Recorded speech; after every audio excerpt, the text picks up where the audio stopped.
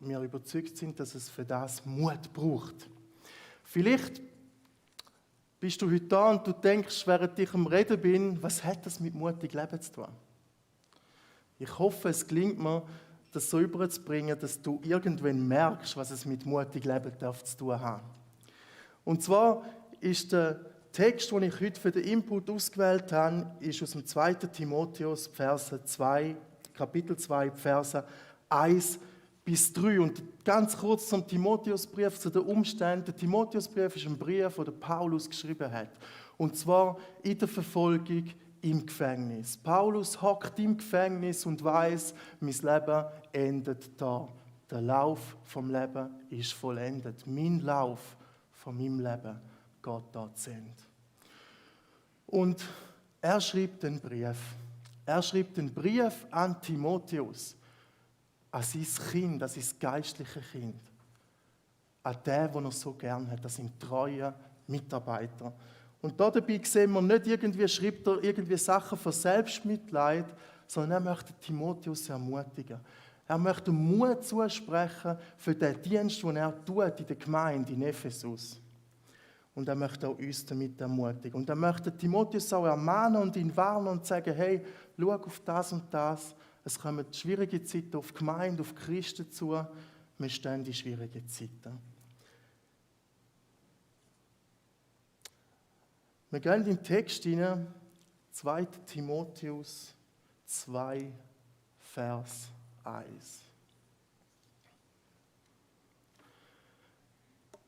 Timotheus, mein lieber Sohn, lass dir durch die Gnade, die uns in Jesus Christus geschenkt ist, alle Kraft geben, die du für deine Aufgaben brauchst.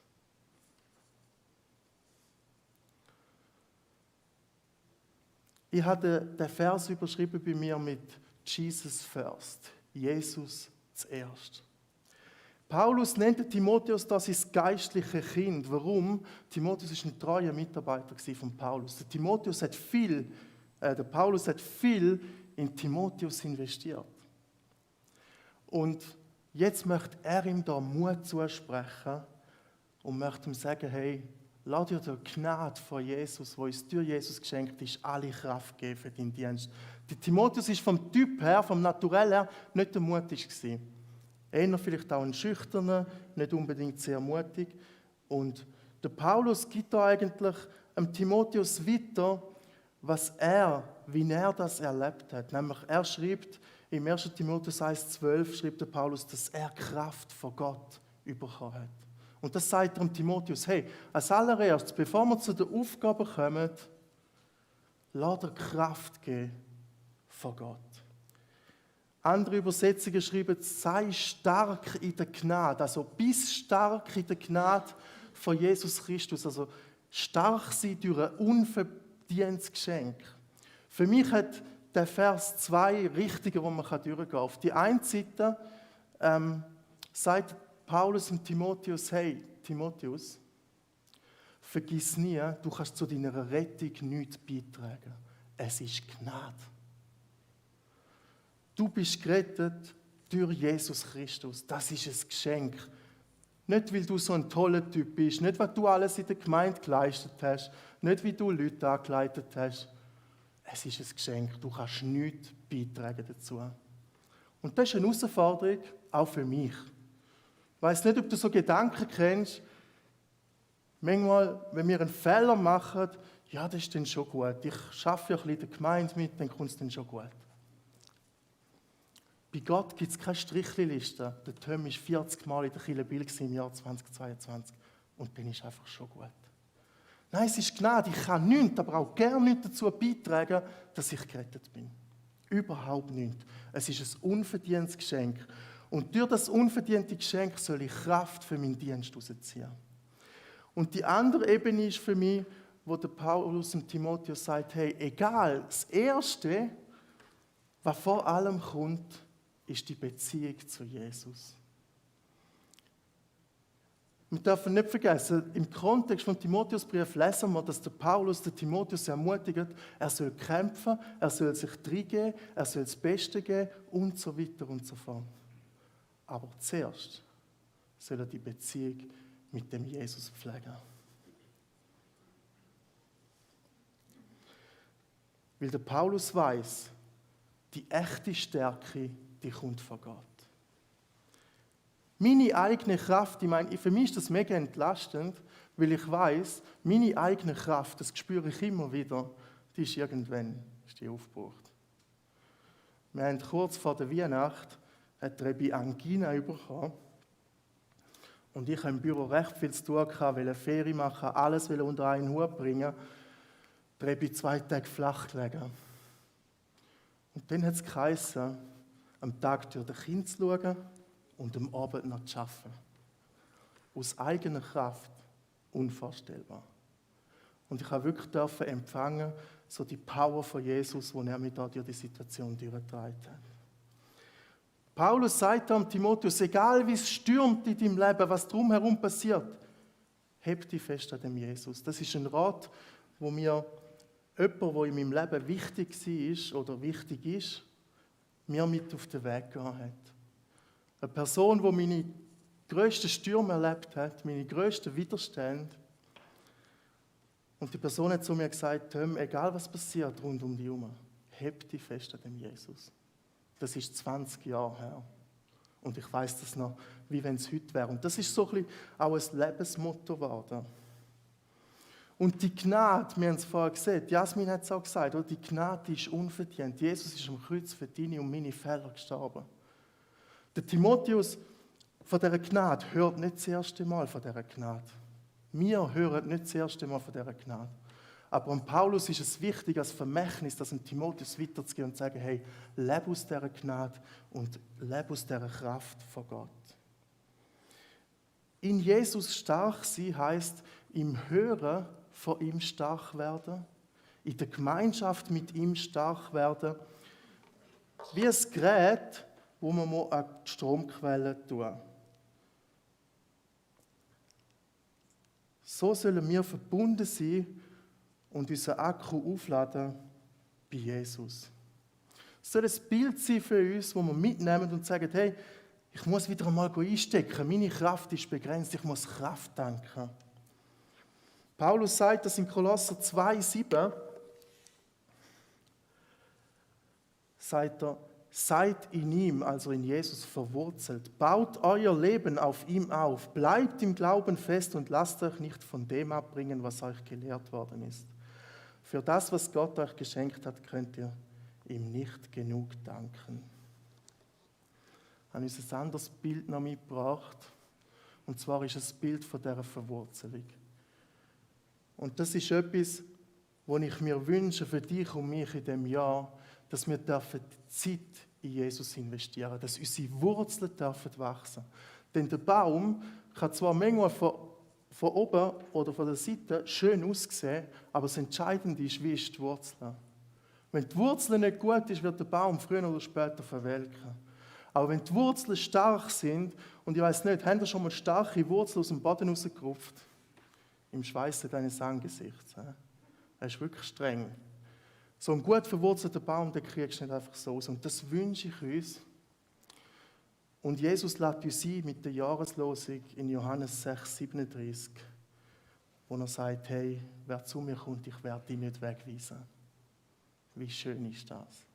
Wie schön ist unser Jesus, dass wir zu ihm kommen können, Zeiten mit ihm verbringen. Und ich möchte uns ermutigen, dass wir uns Kraft geben lassen, uns stärken lassen und uns erfüllen lassen. Und das ist alles passiv. Ich muss in dem Sinn nichts leisten. Und ich wünsche uns, dir und mir, dass wir in dem Jahr Zeiten mit Jesus haben, wo wir so richtig gestärkt werden. Wo unser Glaube erquickt wird. Wo wir in seiner Gegenwart einfach sein können.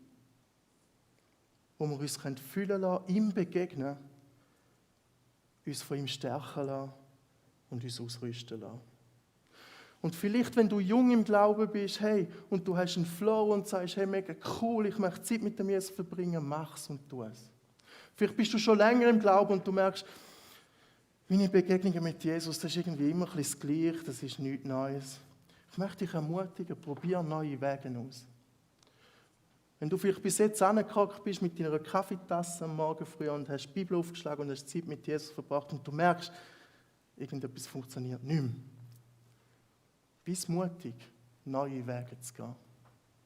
Komm vielleicht einfach einmal heim, mach das Fenster auf, chill auf den Stuhl, Worship im Hintergrund, schau in den Himmel. Oder einen Spaziergang mit Gott. Und. Ist ganz egal, in welchem Setting mir Gott begegnet. Ich wünsche mir, dass wir es tun in diesem Jahr. Dass unsere Wurzeln stark werden für jeden von uns persönlich. Dass wir anzapfen an dieser Kraft von Jesus. Wir gehen zum Vers 2, 2. Timotheus 2,2.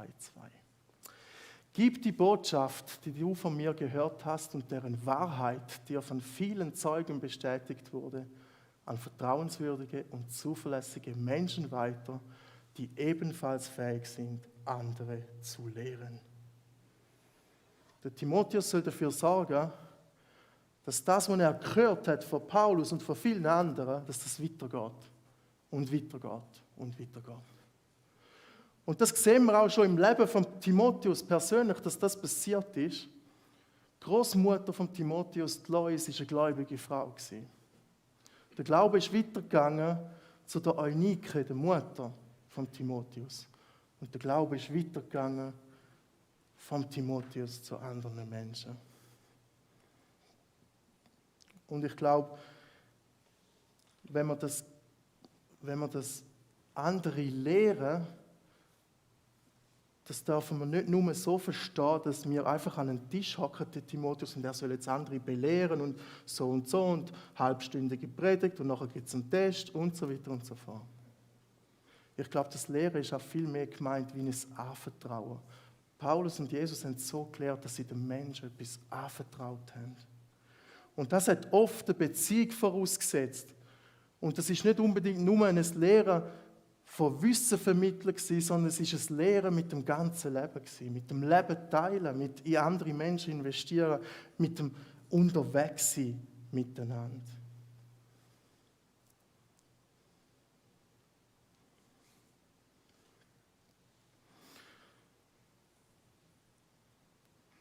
An wer soll der Timotheus weitergeben? In einer anderen Übersetzung steht treue Menschen, die andere lehren können. In dieser Übersetzung haben sie es ausgelegt. Vertrauenswürdige und zuverlässige, das ist nichts anderes als treu, die fähig sind, andere zu lehren. Ich glaube, es gibt Menschen, die haben eine ganz spezielle Lehrbegabung. Menschen, die andere im Glauben anleiten und führen und lehren und so weiter und so fort. So Menschen sind da gemeint. Aber ich glaube, dass ich mich nicht aus dem Vers herausnehmen kann. Ich glaube, dass auch ich Sachen, die ich empfangen habe, kann anderen weitergeben kann. Egal, ob ich die Geistesgabe von der Lehre habe oder nicht. Was du und ich erleben mit Jesus, was wir erkennen, das können wir anderen weitergeben.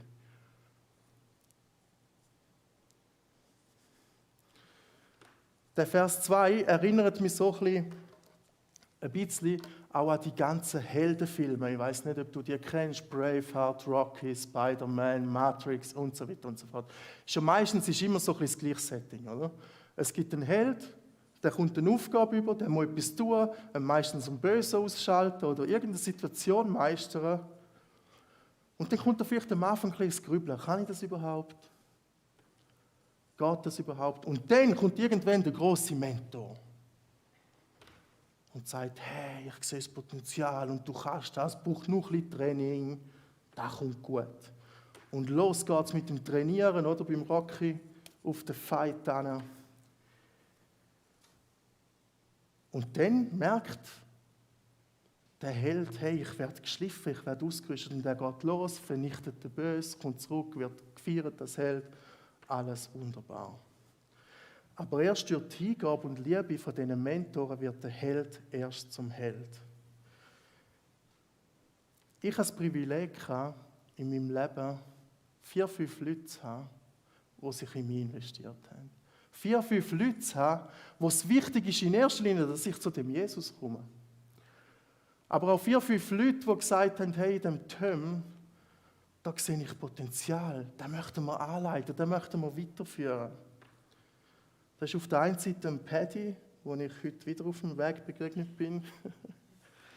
Einer von meinen ersten, das sind Jugendpastoren gewesen, wie der Hans-Uli oder der Hannes oder der Hobil, wo mich in ganz anderen Bereichen angeleitet haben, weitergegeben haben, was sie empfangen haben. Ob das war, in einer Band überhaupt Schlagzeug spielen, wie spielt man schlagzeugtauglich,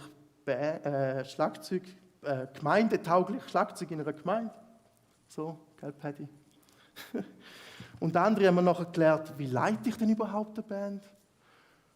Der Hobby hat mich mitgenommen und hat mir gesagt, hat mir aufgezeigt, hat mir an der Hand genommen und hat mir aufgezeigt, hey, wie leite ich meine Jugendgruppe, wie mache ich einen Input, wie mache ich eine Predigt, wie führe ich mit jemandem ein Gespräch über Jesus.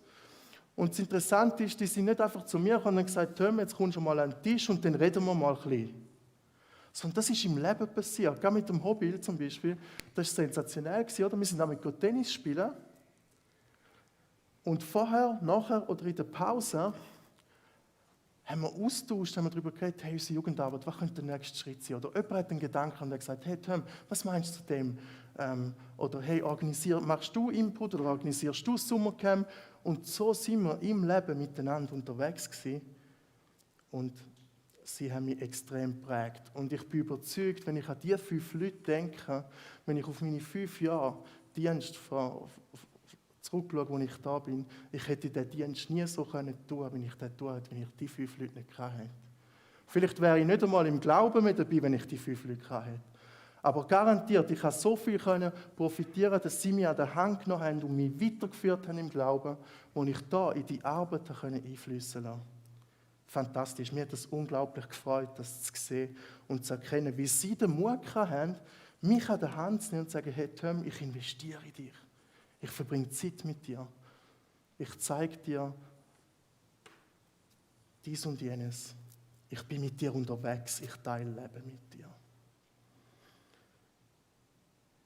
Und ich glaube, das gute Weitergehen ist etwas, wo man auch ein bisschen eine Kultur werden kann. Ich merke, was mache ich, wenn ich von Gott oder von Menschen etwas empfangen habe? Gebe ich das weiter? Oder ist bei mir eher so ein bisschen wie bei der SBB, wenn es heisst, St. Gallen Endbahnhof, bitte alle aussteigen. Was passiert mit den Sachen, die zu mir kommen? Behalte ich die für mich oder gebe ich die weiter? Und weitergehen kann ich an 2 verschiedene Arten Menschen, also an 2 Menschengruppen. Auf der einen Seite Menschen, die Jesus kennen, wie die 5 in meinem Leben, die es gemacht haben, die sich in mich investiert haben, Zeit verbracht haben, mir Sachen weitergeben, mich angeleitet haben. Und natürlich, ganz klassisch auch, weitergehen kann ich die gute Nachricht von Jesus an Menschen, die Jesus nicht kennen. Und ich bin überzeugt, beides braucht Mut. Warum? Nämlich, wenn ich jemanden an der Hand nehme und ihn anleite, wie es die Personen bei mir gemacht haben, Leben teilen, das bleibt nicht bei der Theorie. Paulus und Timotheus, mein liebes Kind, das ist so eine enge Beziehung gewesen, ist nicht bei der Theorie geblieben, sondern da können wir auch Schwächen führen. Da können wir Charaktersachen führen, da können wir Versagen führen. Und das mit jemandem zu teilen, braucht Mut. Vielleicht anzustehen und zu sagen, hey, ich habe es selber nicht geschafft, braucht Mut. Menschen von dem Jesus zu erzählen, braucht Mut. Machen wir es uns doch zur Gewohnheit, dass wir das Gute und Erbauliche und Hilfreiche, das wir empfangen haben, einander weitergeben. Ob das ein Bibelvers ist, ein spannender Gedanke aus einem Buch, ein Gedanke aus einem Input oder wo wir irgendwo aufgeschnappt haben. Schauen wir, dass das, wo mir zu gut kam, ist, auch andere dürfen erreichen. Und da wer sollen wir weitergeben? Treue, zuverlässige Leute. Wenn ich etwas überkomme, wenn ich etwas empfange, merke ich, die erste Adresse, wo ich etwas weitergeben kann, sind meine Kinder.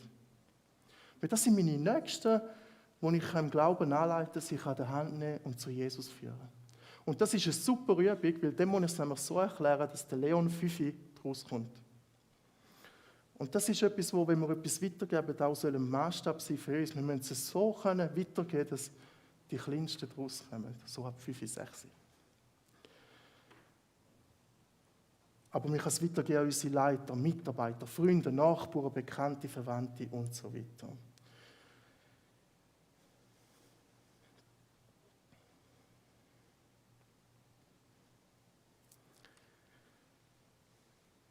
Ich habe das in meinem Leben unglaublich geschätzt und in meiner Nachfolge zu Jesus hat es einen unglaublichen Booster gegeben, dass mich Leute an der Hand genommen haben und mich angeleitet haben.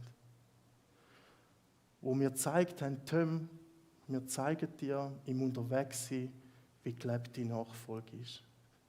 Gelebte Nachfolge meint, ich nehme jemanden an der Hand, lasse ihn in mein Leben hineinschauen, lasse ihn teilhaben im Leben, teile das Leben mit ihm, investiere ihn. Und das ist eine unglaubliche Richtung, glaube ich. Weil wir lesen schon im Prediger, dass wenn zwei unterwegs sind, dass sie es besser haben zusammen. Weil wenn einer fällt, kann der andere ihn aufrichten. Anstatt einfach ich und mein Jesus. Und wenn ich so in die Runde schaue, die im Livestream sehe ich ein unglaubliches Potenzial in uns. Du hast so viel erlebt. Du hast so viel Wissen. Du hast schon so viel gehört, wo du andere kannst bereichern damit, wo du andere kannst motivieren, wo du andere kannst ermutigen, wo du anderen kannst weitergeben von deinem Schatz, wo Gott dir geschenkt hat. Darum bist du wichtig. Du bist wichtig. Mit dem, was du erlebt hast, mit deinen Erfahrungen, mit dem, was du weißt und so weiter und so fort. Du hast so viel zu geben.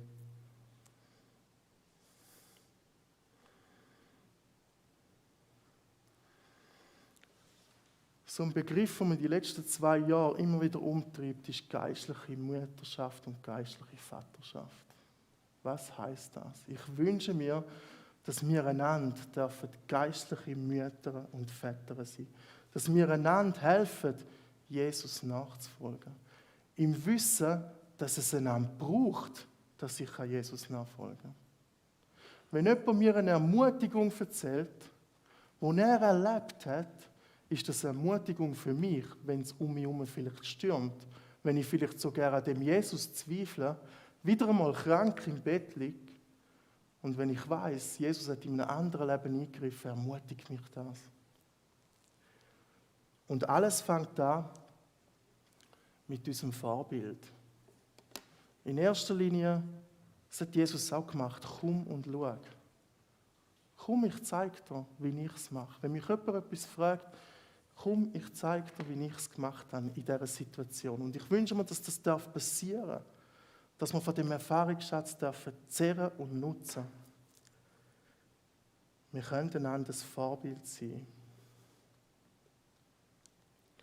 Ich glaube, wichtig ist hören, anvertrauen, aber auch lehren. Nur gut leben in dem Sinn ist super, aber lange nicht unbedingt. Weil manchmal denke ich, warten wir, bis die Leute fragen. Aber die Leute werden, glaube ich, nicht fragen. Es braucht, glaube ich, Wort. Wir müssen Sachen weitergeben können. Ob das die gute Nachricht von Jesus ist, ob das etwas ist, was ich erlebt habe und so weiter. Begleiten wir Menschen. Habe ich meinen Fokus darauf, dass ich andere möchte an der Hand nehmen und weiterführen? Vielleicht Leute, die nicht so erfahren sind wie ich oder die noch jünger sind als ich. Nehme ich sie an der Hand und zeige ihnen, was gelebte Nachfolge ist. Möchte ich ermutigen in dem neuen Jahr. Nimm dir 1 bis 2 Menschen vor, wo du in dem Jahr möchtest begleiten, fördern und in sie investieren, damit sie im Glauben wachsen können. Nimm dir 1 bis 2 Menschen vor, die du kannst fördern, investieren, damit sie Jesus kennenlernen. Natürlich ist mir bewusst, das wollen nicht alle. Völlig klar. Vielleicht kommst du da ein und aus, sagst, ja, mein Dienst, lass mich in Ruhe, alles gut, kein Problem. Aber ich glaube, es gibt Leute, die hungrig sind, die möchten angeleitet werden, was Nachfolge betrifft. Und wo vielleicht sagen, hey, ich wünschte mir, dass da jemand ist, der mich weiterführt im Glauben. Ich möchte wachsen, ich möchte weiterkommen mit dem Jesus, aber ich kann es nicht allein. Wenn du so jemand bist, dann bete für eine Person, wo Gott dir aufzeigen soll. Betet für Personen, wo Gott dir aufzeigt, die ihr entweder begleiten könnt, die euch begleitet oder die ihr zu Jesus führen könnt.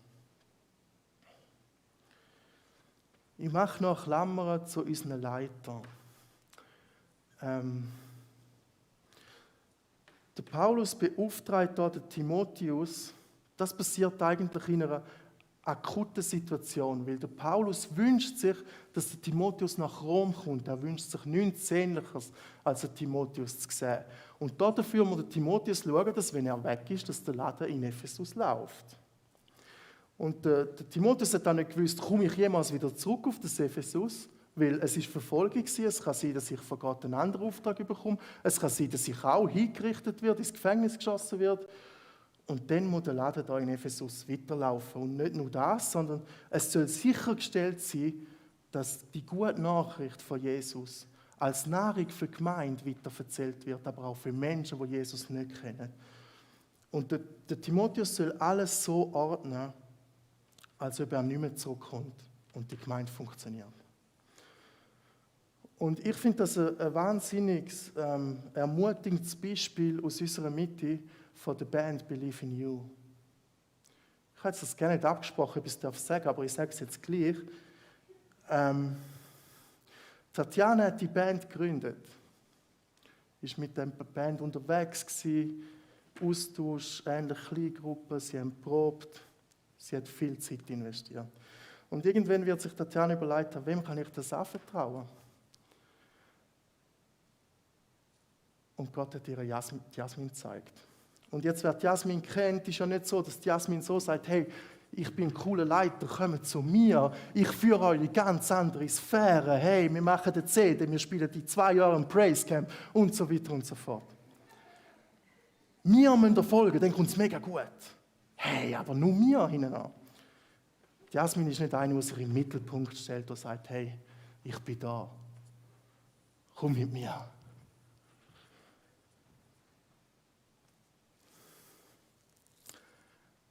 Aber die Jasmin ist treu und zuverlässig.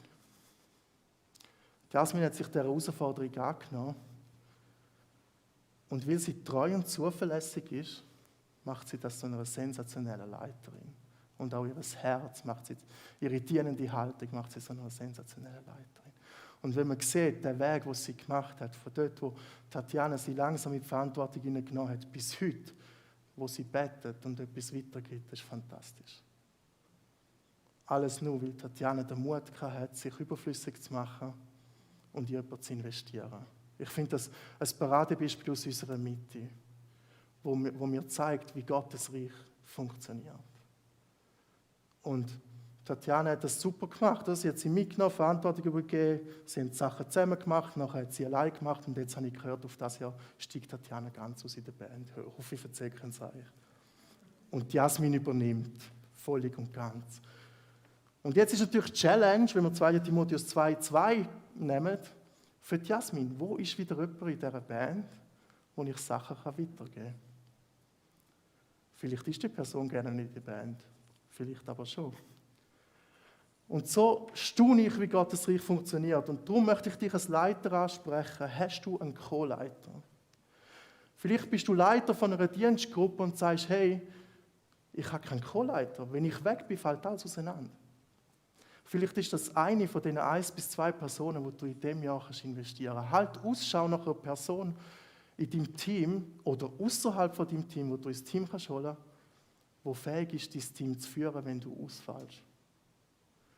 Und ausfallen kann in der Zeit, wo wir leben, fast jeder. Ob das kurzfristig ist für einen Input, der Jonas weiss, von was er redet, oder wie auch immer. Hast du einen Co-Leiter, wo du an der Hand nehmen kannst, wo du das Gelernte und Erkenntnis weitergeben kannst?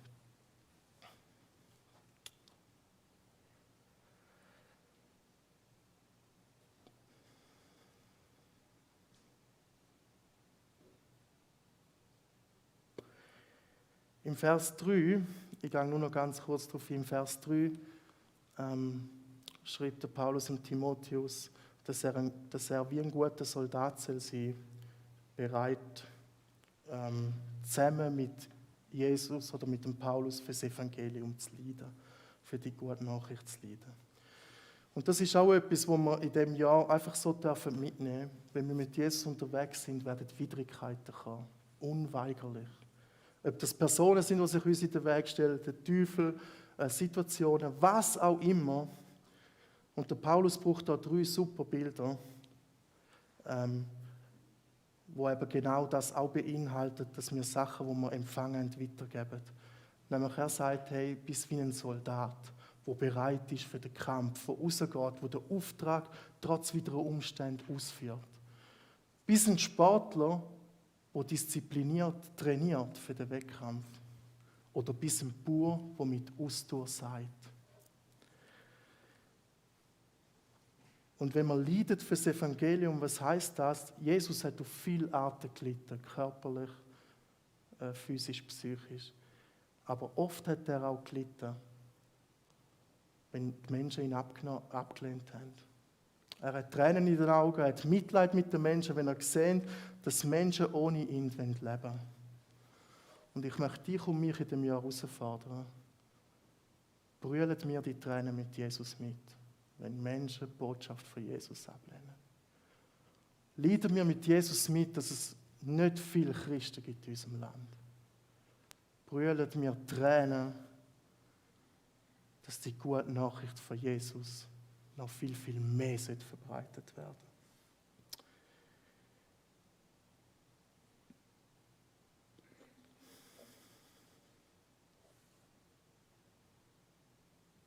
Ich bete.